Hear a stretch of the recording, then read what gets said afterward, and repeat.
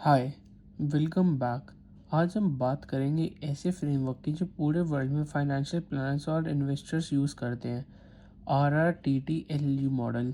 ये मॉडल एक फाउंडेशन है इन्वेस्टमेंट पॉलिसी स्टेटमेंट यानी आईपीएस बनाने के लिए।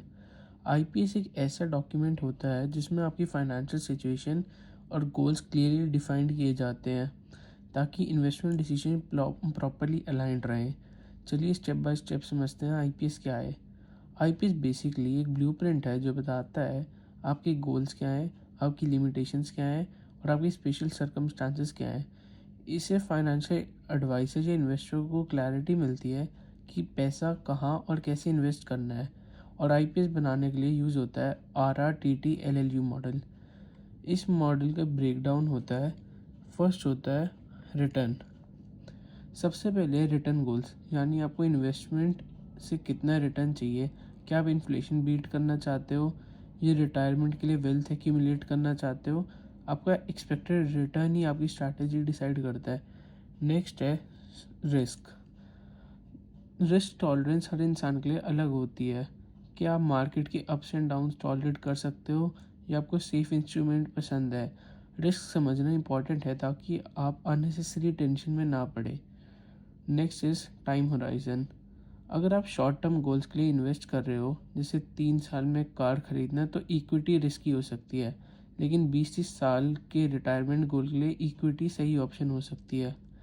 Fourth is tax considerations. Her investment का अपना टैक्स इम्पैक्ट होता है।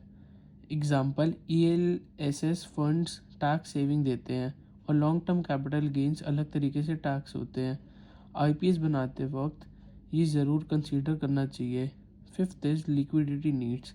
मतलब आपको कितनी जल्दी पैसा वापस चाहिए। अगर इमरजेंसी के लिए लिक्विडिटी चाहिए तो पैसा ऐसे एसेट्स में लगना चाहिए जो ईजिली विड्रॉ हो जाए, जैसे liquid funds, cash. Real estate जैसे एसेट्स इलिक्विड होते हैं, मतलब उनसे जल्दी से कैश में बदला नहीं जा सकता। Sixth is legal constraints. कभी कभी लीगल या रेगुलेटरी रिस्ट्रिक्शंस होती हैं, जैसे ट्रस्ट फंड्स या कॉर्पोरेट इन्वेस्टमेंट्स। ये आईपीएस में क्लियरली लिखना होता है।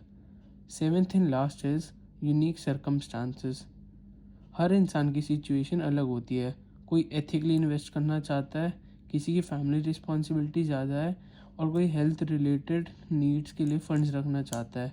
ये सब आईपीएस में कैप्चर करना बहुत ज़रूरी है। अब हम बात करेंगे कि वाई RRTTLLU मैटर्स। तो जवाब ये 7 चीज़ें, return, risk, time horizon, tax, liquidity needs, legal constants और यूनिक सर्कमस्टांसेस, साथ में एनालाइज करते हो तो आप एक स्ट्रॉन्ग आईपीएस बना सकते हो। इसे आपके इन्वेस्टमेंट इमोशंस के बेसिस पर नहीं बल्कि स्ट्रक्चर्ड प्लानिंग के बेसिस पर होते हैं। तो ये था RRTTLLU मॉडल का ब्रेकडाउन। अगर आप फाइनेंशियल जर्नी सीरियस लेना चाहते हो तो एक छोटा सा आईपीएस बनाना स्टार्ट करो।